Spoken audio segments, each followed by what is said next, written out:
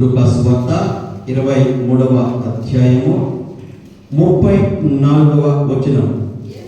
యేసు, తండ్రి, వీరేమి చేయుచున్నారో వీరెరుగరు కనుక వీరిని క్షమించుమని చెప్పెను. దేవునికి స్తోత్రం. హల్లెలూయా. చిన్న ప్రార్థన కళ్ళు మూసుకుని మమ్మల్ని మిక్కిలిగా ప్రేమిస్తున్న మా ప్రియ పరలోకపు తండ్రి, మీకు స్తుతులు స్తోత్రాలు చెల్లిస్తున్నాం ఆయన. ఇప్పటి వరకు జరిగిన యొక్క ఆరాధన ప్రభావంతో భయపందిగా మీకు స్తోత్రాలయ్యా. మీ మాటలు వినని ఆశపడుచున్నాము తండ్రి. నాతో మాతో అందరితో మాట్లాడి మమ్మల్ని బలపరచడయ్యా. నిలబడి జ్ఞాపకం చేసుకుని అనుపడ పరిచయదయ్యా. మీ పరలోక సంబంధమైన జ్ఞానం నాకు దయచేయండి. నా నోటిని ఓరగా వాడుకోండి. వీళ్ళందరికీ ఆయన వచ్చిన మంత్రం తండ్రి సన్నిధిని అనుమతిగా కృప చూపమని యేసు నామములో ప్రార్థిస్తున్నాము తండ్రి. ఆమె బిగ్గరగా రెండు చేతులు చాపి దేవునికి స్తోత్రం చెల్లిద్దాం. హల్లెలూయా, హల్లెలూయా. ప్రియమైన దేవుడారా, ఇక్కడ మనం చదువుతున్న వాక్యము ఎన్నోసార్లు మనము దేవుని యొక్క మందిరములలో విని ఉన్నాం. అయినా కానీ మరొకసారి ఈ మాట మనము నేర్చుకుందాం, ధ్యానం చేసుకుందాం. యేసు ప్రభువారు ఆయన సిలువ మీద మేకులు కొట్టబడి రక్తము కారుతున్న ఆ సందర్భంలో అనేక ప్రజలు అక్కడ చూస్తూ ఉన్నారు. అనేకులు కూడా యేసు ప్రభువారిని హేళనగా మాట్లాడుతున్నారు, నిందించేవారు నిందించుతున్నారు, రకరకాలుగా మాట్లాడుతూ ఉన్నారు. అయితే ప్రభువారు వాళ్ళందరినీ కూడా చూసి తండ్రికి విజ్ఞాపన చేస్తున్నాడు. తండ్రి, వీరేమి చేయుచున్నారో వీరెరుగరు కనుక వీరిని క్షమించు అని చెప్పి పరలోకములో ఉన్న తండ్రికి విజ్ఞాపన చేస్తున్నాడు. ఈ యొక్క మాటలో మూడు విషయాలు దాగి ఉన్నాయి. మొదటిగా చూస్తే విజ్ఞాపన చేస్తున్నాడు తండ్రికి. రెండవదిగా చూస్తే ప్రేమను కనపరుస్తున్నాడు. మూడవదిగా చూస్తే క్షమించే మనస్సు మన ప్రభులో కనబడుతుంది. మొదటి ఏంటిదండి? తండ్రికి విజ్ఞాపన చేస్తున్నాడు. రెండవది ప్రేమను కనపరుస్తున్నాడు. మూడవది క్షమిస్తున్నాడు. క్షమించమని తండ్రిని అడుగుతున్నాడు. దేవుని బిడ్డల, ఇక్కడ మనం చూస్తే తండ్రికి, పరలోకమందున్న తండ్రికి యేసు క్రీస్తు ప్రభువారు సిలువలో చేతులకి కాళ్ళకి మేకులు కొట్టబడ్డాయి, తలకి ఏమో ముళ్ళ కిరీటము పెట్టబడింది. దగ్గర అక్కడ ప్రభువారు ఎంతో బాధతో, ఎంతో వేదనతో అక్కడ ఉంటూ తన తండ్రికి విజ్ఞాపన చేస్తున్నాడు. నేనంటాను దేవుడా, నిజంగా ఆ యేసు ప్రభువారిని సిలువ వేసిన ఆ ప్రజలకి నిజముగా ఏమీ తెలియదంటారా? నిజంగా వాళ్ళేమైనా అమాయకులా? వాళ్ళేమైనా అజ్ఞానులా? వాళ్ళేమైనా తెలివి తక్కువ వాళ్ళ? వాళ్ళేమైనా చదువులేని వాళ్ళ? వాళ్ళు ఇంకా ఏమైనా ఇవాళ దేవుని గురించి, దేవుడు చేస్తున్న ఆ కార్యములు తెలియని వారా అంటే అన్నీ కూడా తెలిసిన వాళ్ళే.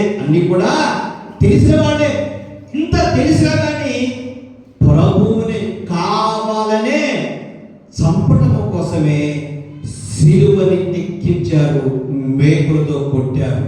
దేవుడా, వాళ్ళేమి అమాయకులు కాదు, వాళ్ళేమి తెలివి తక్కువ కాదు. కావాలనే యేసు ప్రభువారిని సిలువకు మేకులతో కొట్టారు. దేవుడా, అయితే యేసు ప్రభువారేమో తండ్రికి విజ్ఞాపన చేస్తున్నాడు. దేవుడా, ప్రభువారే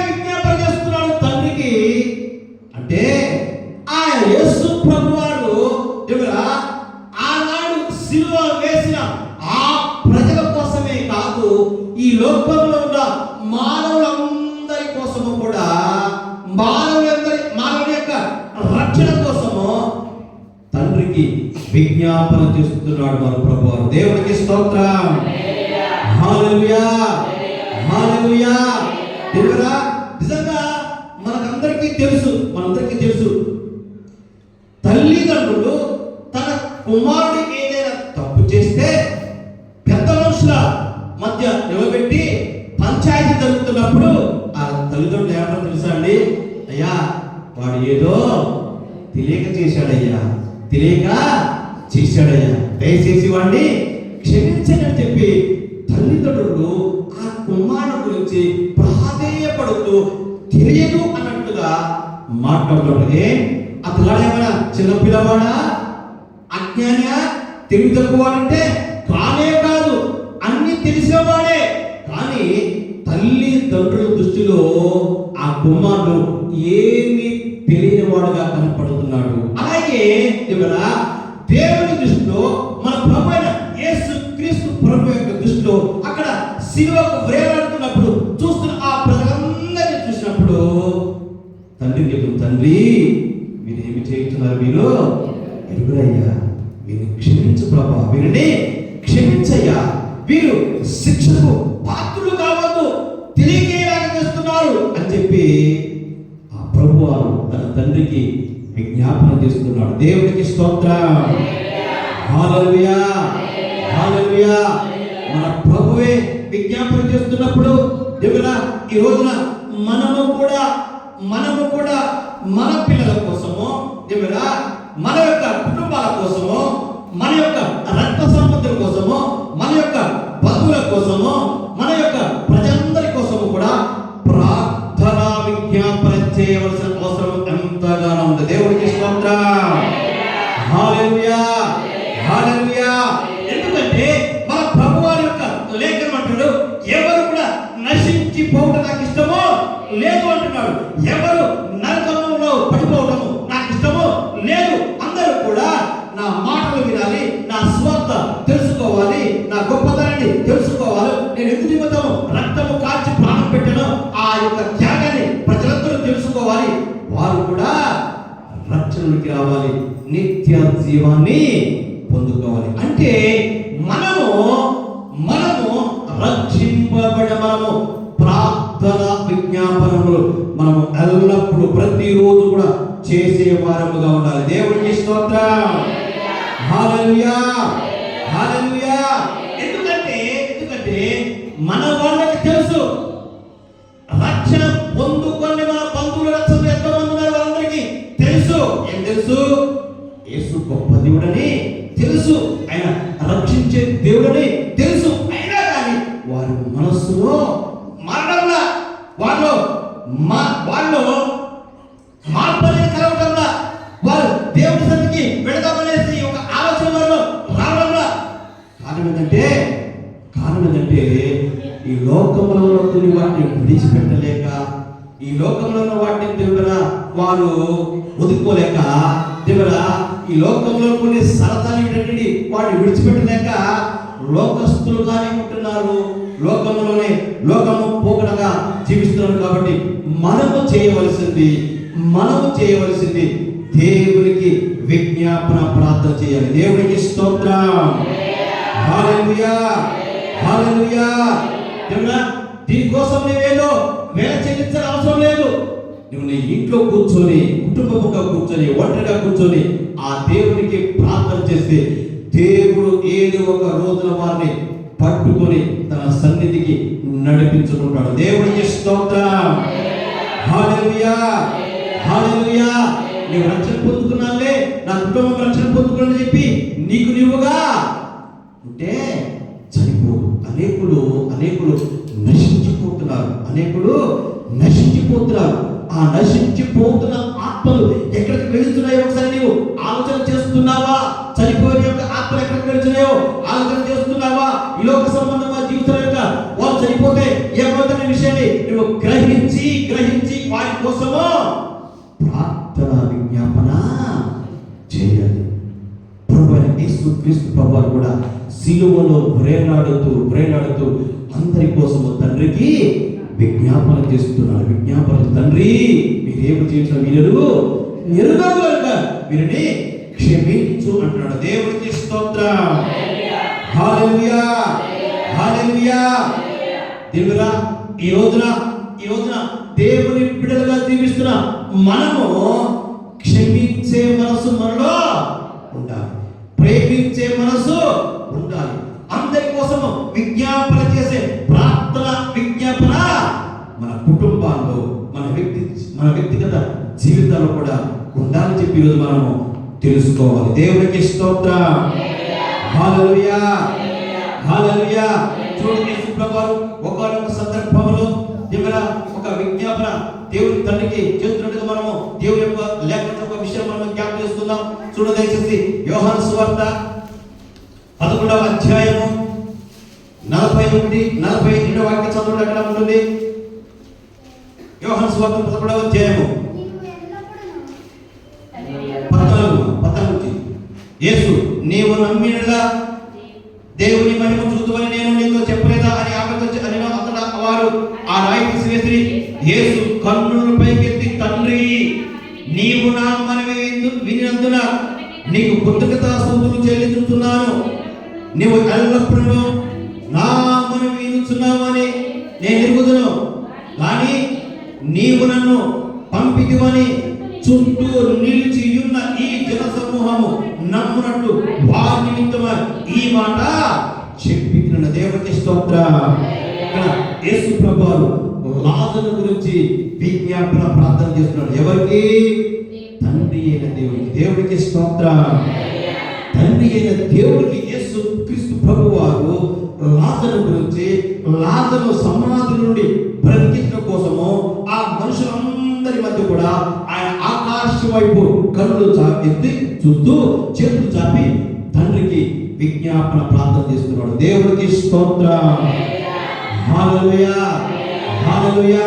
ఈరోజు నీ కుటుంబంలో ఏ సమస్య ఉన్నా, ఏ బాధ ఉన్నా, ఏ వేదన ఉన్నా, ఏ శోధన ఉన్నా, ఏది ఉన్నా కానీ తండ్రి అయిన దేవుడు నీ విజ్ఞాపన ప్రార్థన ఆలకించే దేవుడు పరమందు ఉన్నాడని ఆయనకి నువ్వు విజ్ఞాపన చేస్తే, ప్రార్థన చేస్తే నీ ప్రార్థన ఆలకించి, అదిగో యేసు క్రీస్తు ప్రభువారు ఏ విధంగా తండ్రికి విజ్ఞాపన ప్రార్థన చేశాడు, ఆ చేసిన వెంటనే లాజరు సమాధి నుండి బయటికి వచ్చినట్టుగా నీ కార్యముని చేసే ప్రతి కార్యమును ఆ దేవుడు సఫలము చేసే దేవుడు. దేవుడికి స్తోత్రం. హల్లెలూయా. విశ్వసించు, నమ్ము, దిగులుగా ఉండకు, భయపడకు, ధైర్యంగా ఉండు. నీవు నమ్ముకున్న దేవుడు అద్భుతాలు, ఆశ్చర్య కార్యం చేసే దేవుడు, నిన్ను సిగ్గుపరిచే దేవుడు కాదు. కాబట్టి విశ్వాసముతో ఆయన వైపు చూసి ఆకాశము చేతులు చాపి ప్రార్థన విజ్ఞాపన చేయి. నా దేవుడికి తప్పకుండా సహాయం చేస్తాడు. దేవుడికి స్తోత్రం. దిగులు పడకు, భయపడకు. నీలో ఉన్న ఏ సమస్య కానీ, ఏ బాధ కానీ, ఏ వేదన ఏదైనా కానీ నా దేవుడు చూస్తున్న దేవుడు, ఆలకిస్తున్న దేవుడు, నీ సమస్యలన్నింటినీ కూడా ఎరిగిన దేవుడు. కాబట్టి నీవు ధైర్యముగా ఉండి నా దేవునికి ప్రార్థన చేయి. ఆయనతో గడుపు, ఆయన సన్నిధిలో మోకాలు పట్టుకొని ప్రార్థన చేయి. తప్పకుండా నీకు, నాకు, మనందరికీ కూడా సహాయం చేసే దేవుడు పరమందు ఉన్నాడు. దేవుడికి స్తోత్రం. హల్లెలూయా, హల్లెలూయా. నీ ప్రతి కార్యము జరగాలంటే, నీవు అనుకున్నది జరగాలంటే, నీ సమస్యలు పోవాలంటే నా దేవునికి ప్రార్థన విజ్ఞాపన చేయి. ఎందుకంటే ఆయన ఆలకించే దేవుడు, మన ప్రార్థన ఆలకించే దేవుడు, మనల్ని చూస్తున్నా దేవుడు, మనల్ని రక్షించుకున్నా దేవుడు, మనల్ని నడిపించుతున్నా దేవుడు, మన కోసం ప్రాణం పెట్టిన దేవుడు. కాబట్టి ఇంత చేసిన దేవుడు నీకు సహాయం చేయబడి నిన్ను వదిలిపెట్టే దేవుడా అంటే కానే కాదు. నీ పూర్ణ హృదయంతో, నీ పూర్ణ ఆత్మతో, నీ పూర్ణ మనసుతో ఆయన ఆరాధించే బిడ్డగా ఉంటూ ఆయన విజ్ఞాపన ప్రార్థన చేయి. తప్పకుండా దేవుడు నిన్ను కరుణించి నీకు సహాయం చేయునుగాక. హల్లెలూయా, హల్లెలూయా. భగవాన్ శిలువలో వేలాడుతూ ఆ ప్రజలందరినీ చూసి రకరకాలుగా మాట్లాడుకుంటాడు. ఓ, ఇతడు దేవుని కుమారుడు కదా, ఇతడు ఆయన రక్షించుకొని మనం కూడా రక్షించుకోవచ్చు కదా.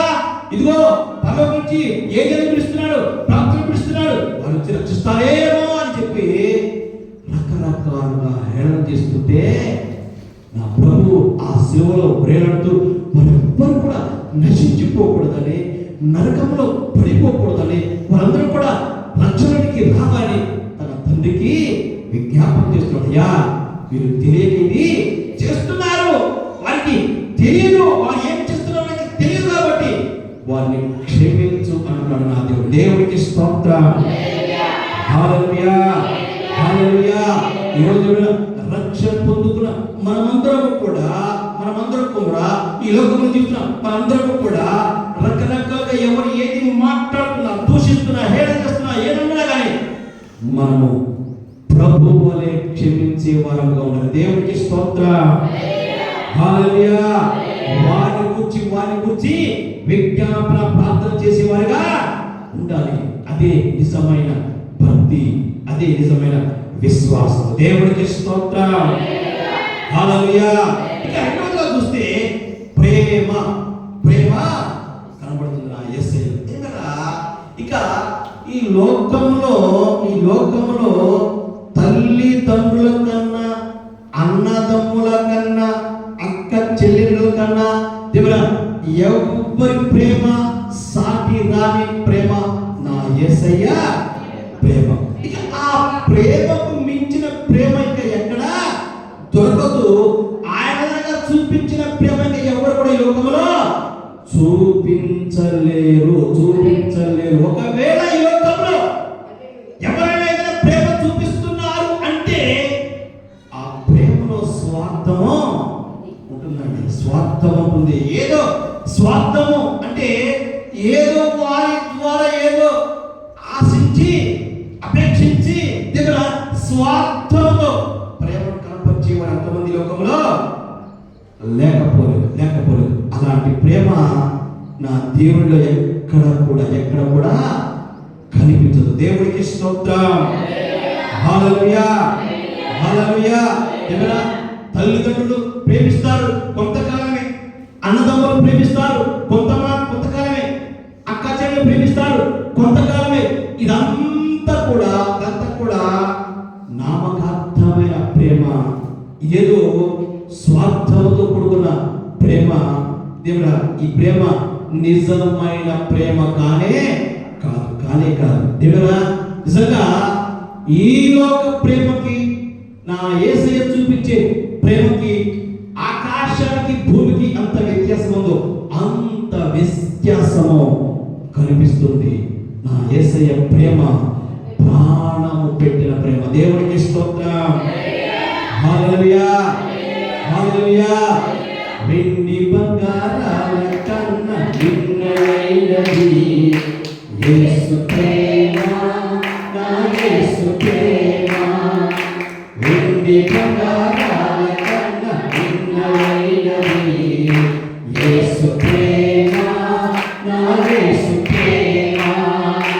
లోక జ్ఞానములకు మించిన ప్రేమ, లోక జ్ఞానములకు మించిన ప్రేమ, లోకస్తులు ఎవరు చూపలేని ప్రేమ, లోకస్తులు ఎవరు చూపలేని ప్రేమ.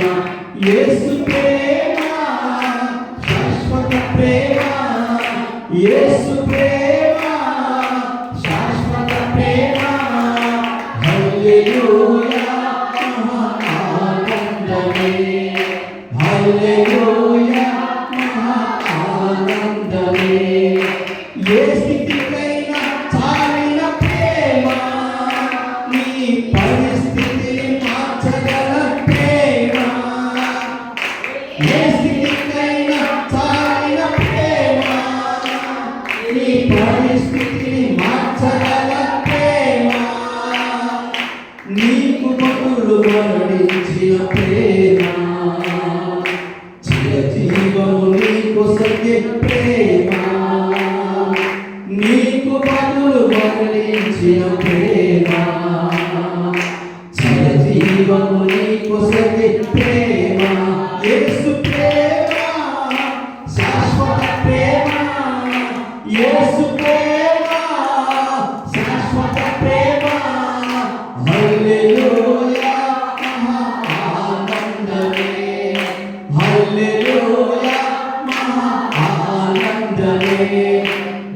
వెండి బంగారాల కన్నా మిన్నైనది యేసు ప్రేమ, నా యేసు ప్రేమ. వెండి బంగారాల కన్నా మిన్నైనది యేసు ప్రేమ, నా యేసు ప్రేమ. హల్లెలూయా, హల్లెలూయా. ఈ లోకంలో తిరుగురా, ఈ లోకంలో ఎంతో మంది గొప్పవారు ఉన్నారు, ఎంతో మంది పూజింపబడుతున్నారు. కానీ వారిలో ఏ ఒక్కరిలో కూడా నా యేసు వంటి ప్రేమ, యేసు వంటి ప్రేమ ఇంత కూడా కనపడదు. ఏమేలా మన దేవుని ప్రేమ ఎంతో గొప్పది, ఎంతో గొప్పది. ఆ ప్రేమకి హద్దులు అనేవి లేనేలేవు, కొలతలు అనేవి లేనేలేవు. ఆ ప్రేమ ప్రతి ఒక్కరిని కూడా ప్రేమించే ప్రేమ నా దేవుని ప్రేమ. దేవునికి స్తోత్రం. హల్లెలూయా, హల్లెలూయా. మన ప్రభువారు 30 సంవత్సరాలు ప్రారంభమైన తర్వాత స్వార్థ ప్రకటిస్తున్నప్పుడు దేవుడు అనేక ప్రాంతాలకు వెళ్ళి స్వార్థ ప్రకటిస్తుండగా, శాంతి సందేశాన్ని ప్రకటిస్తుండగా భగవాన్ దినమ బరబ్బ చూశాడు యేసయ్య. బరబ్బ యేసయ్య చూసి, యేసు నాతో చెయ్యి కలుపు, నీ ప్రేమ నా యొక్క బలము, మనం ఇద్దరం కూడా ఈ రోమ ప్రభుత్వాన్ని హస్తగత చేసుకుందాం, నాతో చేయి కలుపు అని చెప్పి ప్రభు అంటారు, బరబ్బా నీ కోసం ప్రాణం పెడతా కానీ నీతో చేయి కలుపు. ఎంత గొప్ప ప్రేమ! దేవుడికి స్తోత్రం. హల్లెలూయా. ప్రభు అంటాడు, బరబ్బా నీ కోసము ప్రాణం పెడతాను కానీ నీతో చేయి కలుపునయ్యా.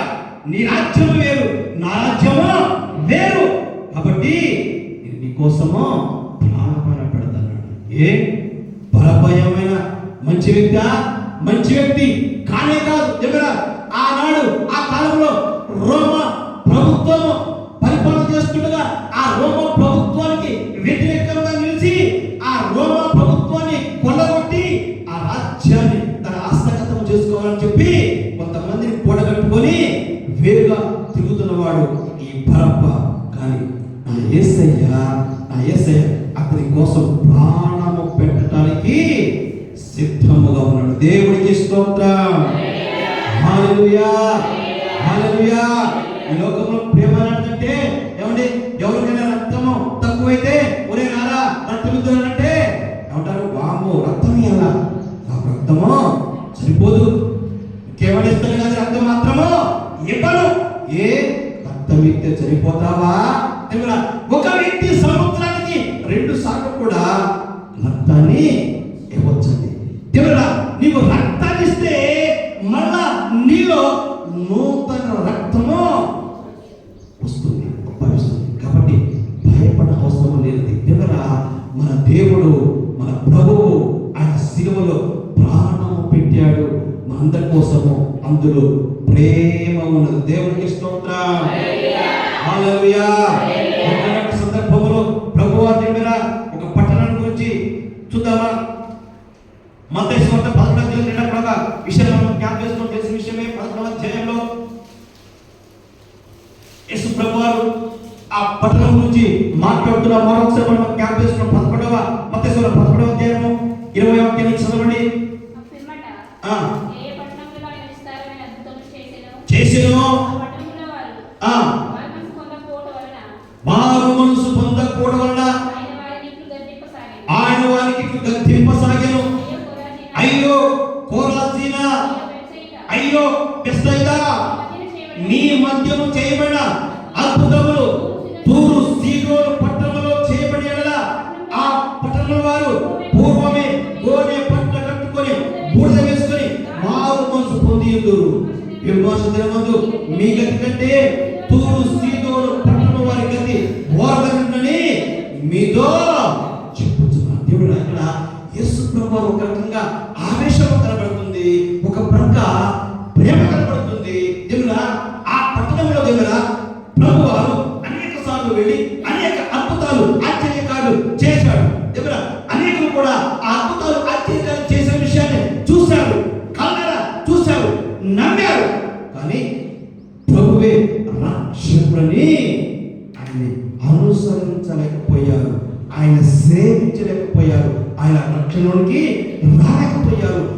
బాధ చూశాడు దేవుడా.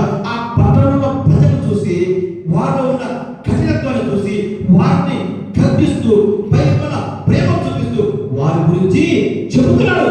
అయ్యో, ఈ పట్టణ ప్రజల మధ్య నేను ఎన్నో సూచక్రియలు అద్భుతాలు చేశాను, అయినా కానీ నన్ను విశ్వసించలేకపోయారే, అయినా కానీ నన్ను నమ్మలేకపోయారే, నన్ను అనుసరించలేకపోయారు చెప్పి వారి మీద బాధను వ్యక్తపరుస్తూ ఈ మాటలో పలుకుతున్నాడు. ఇంకా చూస్తే దేవుడా, మత్తయి సువార్త 23వ అధ్యాయం రండి.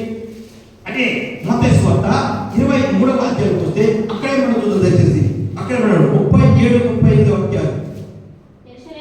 యెరూషలేమా యెరూషలేమా, ప్రవక్తలను చంపుచును, నీ యొద్దకు పంపబడిన వారిని రాళ్లతో కొట్టుచును, ఉండుదానా, కోడి తన పిల్లలను రెక్కల కింద ఎలాగో చేర్చుకొనును అలాగే ఎన్నో నీ పిల్లలను ఎన్నో మార్లు చేర్చుకొనవలని ఉంటుంది, కానీ మీరు వల్లకపోతే ఇదిగో మీ ఇల్లు మీకు విడవబడి ఉన్నది, మీ ఇల్లు మీకు విడవబడి ఉన్నది. ఇదిగో ఇప్పుడు మీరు యెరూషలేములో నివాసం చేస్తున్నారు. యెరూషలేములో ఎన్నోసార్లు నా ప్రార్థన వచ్చి నా మాటలు చెప్తే మీరు వాళ్ళని ఏం చేశారు? కొట్టుతూ శిక్షిస్తూ చంపుతున్నారే. నేను నా దాసుల ద్వారా, నా శిష్యుల ద్వారా నా ప్రేమ మాటలు పంచి మీరు నాలోనికి రావాలని, మీరు రక్షణ పొందుకోవాలని, మీరు నిత్య జీవానికి వారసులు కావాలని నా భక్తులను పంపితే మీరు ఏం చేస్తున్నారు?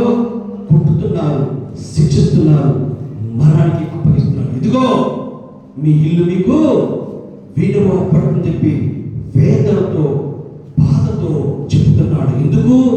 ఎన్నోసార్లు మన ప్రభువు ఆ యెరూషలేముని దర్శించాడు, ఎన్నోసార్లు ఆ యెరూషలేము మందిరంలో దేవుని యొక్క మాటలు చెప్పాడు, ఎన్నోసార్లు ఆ యెరూషలేములో అద్భుతాలు ఆశ్చర్యకార్యాలు చేశాడు. అయినా కానీ ప్రభువు దేవుడు వారి పట్ల ప్రేమను చూపిస్తూ వారిని ప్రేమించి వారి మధ్యలోకి వెళ్ళాడు. ఎన్నో కార్యములు చేసిన కానీ వారు లోపాలలోనే ప్రజలుగా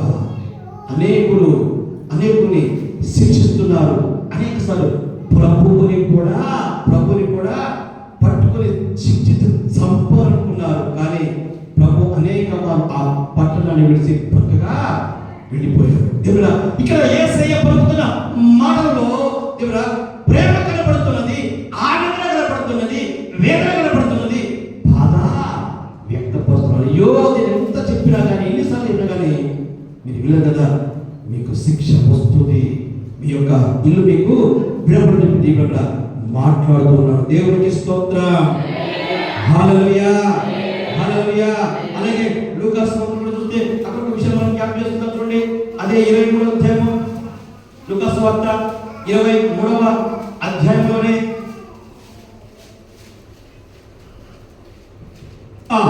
23వ అధ్యాయం 27-28 ఒక చదవండి. గొప్ప జన సమూహము ఆయన కూర్చి రొమ్ము కొట్టుకొచ్చు దుఃఖించుచు చాలా మంది స్త్రీలు ఆయన వెంబడించిరి. యేసు వారిని తిరిగి, యెరూషలేము కుమార్తెలారా, నా నిమిత్తము ఏడవకుడి, మీ నిమిత్తమును మీ పిల్లల నిమిత్తమును ఏడుపుడి. చాలు, మీ పిల్లల నిమిత్తం, మీ నిమిత్తమును మీ పిల్లల నిమిత్తమును ఏడవండి. నా గురించి మీరు ఏడవద్దు. ఎందుకంటే నా తండ్రి దగ్గర నేను సెలవు పుచ్చుకొని ఈ భూమి మీదకి వచ్చాను. ఎందుకు తెలుసా? మీ అందరి పాప విమోచన కోసమే నేను ఈ భారము భరిస్తున్నాను, శిలువ మరణము పొందబోతున్నాను. నేను మీ పట్ల ప్రేమను చూపిస్తున్నాను కాబట్టి ప్రాణం